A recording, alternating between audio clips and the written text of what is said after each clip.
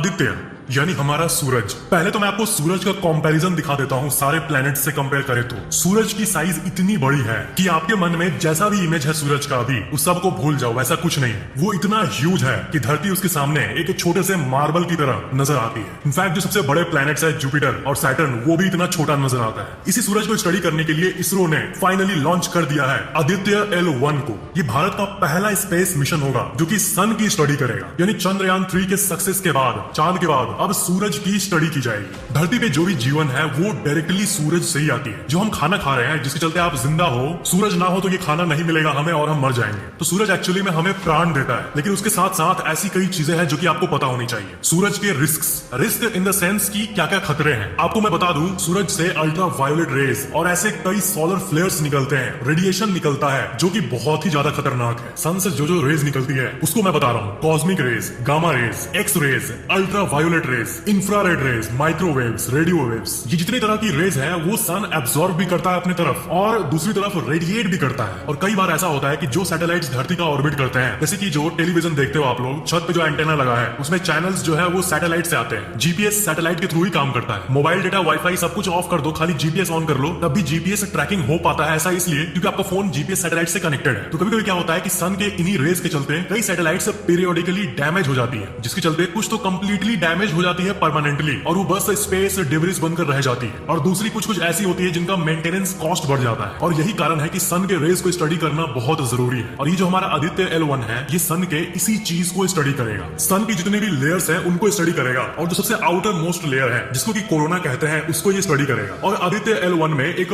Particle detector भी लगा रहेगा, यानी सन से आ रहे कोई भी पार्टिकल, अगर कोई नॉवल पार्टिकल हो जो कि विज्ञान ने आज तक नहीं देखा है, जो कि पॉसिबिलिटी है क्योंकि साइंस को सब कुछ ही नहीं पता है बिल्कुल भी, तो ऐसा कोई नया पार्टिकल अगर एमिट हो रहा हो सन से या फिर यूनिवर्स की किसी भी तरफ से, तो उसको भी ये आदित्य L1 स्टडी करेगा। ये आदित्य L1 जिस जगह पर रहेगा वो एक सिंगल पॉइंट होगा, यानी वो मूव नहीं करेगा। क्या है कि जब भी आपके मन में कोई सैटेलाइट की इमेज आती है तो वो मूव करते हुए आती होगी, चलते हुए आती होगी, मूव करता है, घूमता है और इंस्पेक्शन करते रहता है। लेकिन ये एक ऐसी सैटेलाइट होगी जो कि एक जगह पर रह के कॉन्टिन्यूअसली व्यू करेगा सन को, और ना कोई एक्लिप्स यानी ग्रहण या फिर ना कोई प्लैनेट आदित्य L1 और सन के बीच में आएगा। ये एक ऐसे जगह पर है जिसको कि लैग्रेंज पॉइंट्स कहा जाता है। लैग्रेंज पॉइंट मतलब एक ऐसा पॉइंट जहां पर वो एक जगह पर रह पाएगा, यानी ये पॉइंट स्पेस के पार्किंग स्पॉट की तरह होता है जहां पर कोई भी सैटेलाइट बिल्कुल स्टिल एक जगह पर रह पाएगा। क्या है कि स्पेस की प्रॉपर्टी तो आप जानते ही होंगे, अगर किसी चीज को मूव करा दिया जाए तो unless acted by an external force वो मूव करता ही रहेगा स्ट्रेट लाइन में। और अगर उस ऑब्जेक्ट के पास बहुत सारी चीजें हैं तो जिसका सबसे ज्यादा ग्रेविटी होगा उसके तरफ वो खींचा चला जाएगा। तो बात यह है कि अगर आदित्य L1 सन के बहुत पास आ गया तो सन उसको सिंपली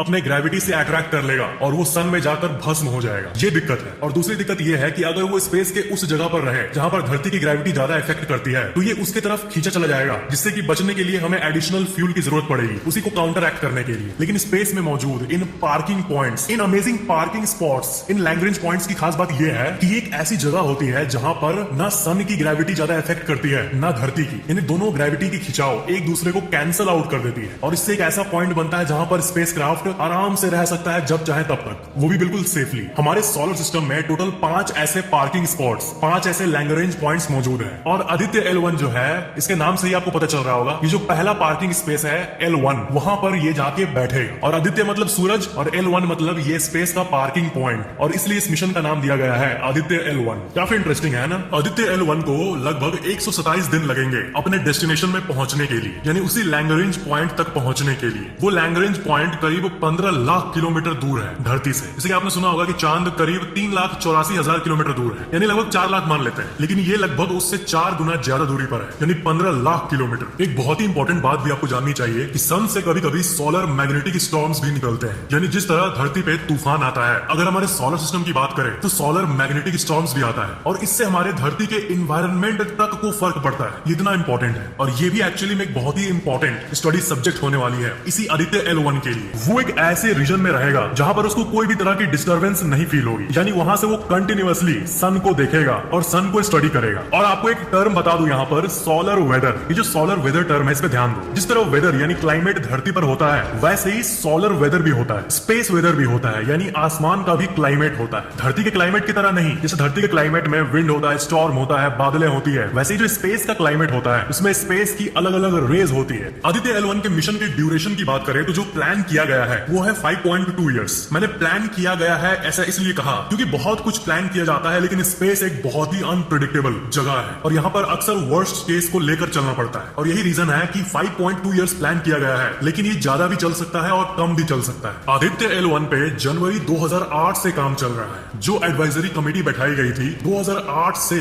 तब इसकी काम शुरू की गई थी। फिर 2016-17 में सिर्फ 3 करोड़ का बजट एक्सपेरिमेंट के लिए दिया गया, यानी एक्सपेरिमेंटल बजट दिया गया 3 करोड़ रुपए। और उसके बाद इस मिशन में और डेवलपमेंट्स हुई और फाइनली इसका नाम तय किया गया आदित्य L1। और फाइनली जब सब कुछ प्रिपेयर हो गया, सारा मैप और सारी प्लानिंग्स हो गई पेपर पे, उसके बाद 370 करोड़ का बजट तय किया गया और उतना पैसा इसरो को एलोकेट किया गया। और फाइनली इतने पैसे से ये बनकर तैयार हुआ और लॉन्च हुआ। सन का जो मैग्नेटिक स्टॉर्म है वो बहुत ही ज्यादा खतरनाक होता है, उससे ये स्पेस क्राफ्ट भी इनफैक्ट डैमेज हो सकता है। और इसीलिए वर्स्ट केस को मानते हुए इसमें बहुत ही ज्यादा एडवांस्ड टेक्नोलॉजी का यूज किया गया है, ताकि ऐसी कुछ हो, इंटेंस मैग्नेटिक स्टॉर्म आए भी तो कुछ ज्यादा इशू ना हो। और इसकी स्टडी की बात करें तो आपको मैं बता दूं कि सन का जो रेडिएशन है या फिर जो भी चीजें सन से निकलती है धरती की तरफ, वो धरती के डायनामिक्स को, धरती के एटमॉस्फेयर को शॉर्ट टर्म और लॉन्ग टर्म में कैसे इफेक्ट करता है, इसका अंडरस्टैंडिंग अभी ना नासा को है, ना यूरोपियन स्पेस एजेंसी को है, ना किसी वैज्ञानिक को है, क्योंकि हम उसका 1% भी नहीं जानते। जो नासा का सोलर पार्कर प्रोब है जो कि सन को ऑलरेडी स्टडी कर रहा है, वो भी अभी डेटा कलेक्ट करने में ही लगा हुआ है। और आदित्य L1 इसी डेटा कलेक्शन में एक एक्सटेंशन होगा, एक बहुत बड़ा एक्सटेंशन जो कि बहुत तेजी से डेटा कलेक्ट करने की कोशिश करेगा और ह्यूमैनिटी को as entire scale Parker probe और ये आदित्य L1 ये दोनों मिलकर ऐसे डेटा को प्रोवाइड करेंगे जिससे ह्यूमैनिटी का जो नॉलेज है सन के बारे में और सन के निकलते रेज के बारे में, जिससे कि धरती पर बहुत असर पड़ता है, भले ही वो असर इनविजिबल होता है लेकिन पड़ता है, तो इनको जानने में बहुत मदद मिलेगी हमें। जिस जगह पर ये खड़ा होगा उस जगह से जो व्यू मिलेगा उसको टैग दिया गया है अनइंटरप्टेड व्यू, जो कहते हैं ना अनइंटरप्टेड एक्सपीरियंस। इसे बहुत जगह एडवर्टाइज किया जाता है इंटरनेट वगैरह का, अनइंटरप्टेड एक्सपीरियंस। वैसे ही इस आदित्य L1 को सन का अनइंटरप्टेड एक्सपीरियंस मिलेगा ताकि ये अपना रिसर्च को कैरी कर सके। नासा का जो पार्कर सोलर प्रोब है उसकी बजट थी $1.5 बिलियन, यानी करीब 12,000 करोड़ रुपए। लेकिन आदित्य L1 का जो बजट है, जैसे कि मैंने बताया, 378 करोड़, यानी सोलर पार्कर प्रोब से करीब 33 गुना कम। और ये 2018 में लॉन्च हुआ था। और सन का जो सबसे आउटर लेयर है, कोरोना कहा जाता है इसको, तो इसी को स्टडी करता है ये प्रोब। आपको पता है ये सोलर पार्कर प्रोब लगभग 7 लाख किलोमीटर प्रति घंटे के स्पीड से सूरज के पास ट्रैवल करता है। जी हाँ, इस प्रोब का स्पीड 7 लाख किलोमीटर पर घंटे है। और इसके साथ ही ये बन गया है the fastest object ever build by humans. तो ऐसे ही कुछ इंडिया का भी आदित्य L1 होगा जो कि सन को स्टडी करेगा। लेकिन जो सोलर पार्कर प्रोब है वो सन के बहुत करीब जाकर उसका इंस्पेक्शन कर रहा है। और ये हमारा आदित्य L1 ये जस्ट शुरुआत है, स्टार्टिंग है एक ऐसे एक्सप्लोरेशन का जो आगे जाके और एडवांस होगी। ये तो लैग्रेंज पॉइंट से सन को रीड करेगा, लेकिन इसरो के ऐसे कई प्लान्स आएंगे जिसमें सूरज के और करीब भी जाया जाएगा, जैसा कि सोलर पार्कर प्रोब कर रहा है। इतने कम बजट में 378 करोड़ में इतना ज्यादा बजट इफिशिएंट मिशन, ये भी अपने आप में एक वंडर है। और इसरो पूरे विश्व में इसके लिए भी जाना जाता है कि इसरो जो है वो अपने मिशन को बहुत इफिशिएंट तरीके से करता है। वो अननेसेसरीली रिसोर्सेज को वेस्ट नहीं करता है। कितने लीस्ट पॉसिबल प्राइस में पॉसिबल हो कोई मिशन, इसरो उसी को अंजाम देता है। चाहे वो मंगलयान की बात हो या फिर चंद्रयान की बात हो या फिर सूर्ययान यानी आदित्य L1 की बात हो। अच्छा, वैसे आपको क्या सन बहुत बड़ा लगता है ना साइज में, जो मैंने आपको वीडियो के शुरू में दिखाया, कितना बड़ा साइज है, धरती मार्बल है। तो सुनो, असल में क्या है कि जो भी चीज बड़ी है उससे भी बड़ी बड़ी चीजें अंतरिक्ष में मौजूद है। यानी जो हमारा सन है उसका मैं आपको एक डिपिक्शन दिखाता हूँ। ये है सन जो कि ठीक से दिख भी नहीं रहा है। बगल में है सीरियस तारा, उसके बाद पोलक्स तारा, उसके बगल में आर्कट्रस तारा, उसके बाद रिगल तारा जो कि सन से भी बहुत बड़ा है। सन से इतना ज्यादा बड़ा है ये रिगल। सन इसके सामने एक छोटा सा मार्बल के बराबर है, लेकिन ये कुछ नहीं है। अगर हम और जूम आउट करते हैं तो इससे भी बड़ा एक बीटल ग्यूज नाम का तारा है। बीटल ग्यूज भी असल में कुछ नहीं है, इससे भी और जूम आउट करें तो एंटेरेस नाम का एक तारा है। और इसके सामने तो सन एक धूल के कण के बराबर है। मतलब हमारा जो ब्रह्मांड है, ये यूनिवर्स है, ये एक मूवी है लिटरली। एकदम फिक्शनल लगता है कि हमारा यूनिवर्स जैसा कोई चीज एग्जिस्ट भी कर सकता है, क्योंकि ये इतना अमेजिंग ही है, बहुत अमेजिंग है सच में। आई होप अपनी वीडियो एंजॉय किया होगा। वीडियो को शेयर जरूर करना ताकि सबको नॉलेज पहुंचे। Thank you for watching. Subscribe करके बेल आइकन जरूर ऑन कर लेना।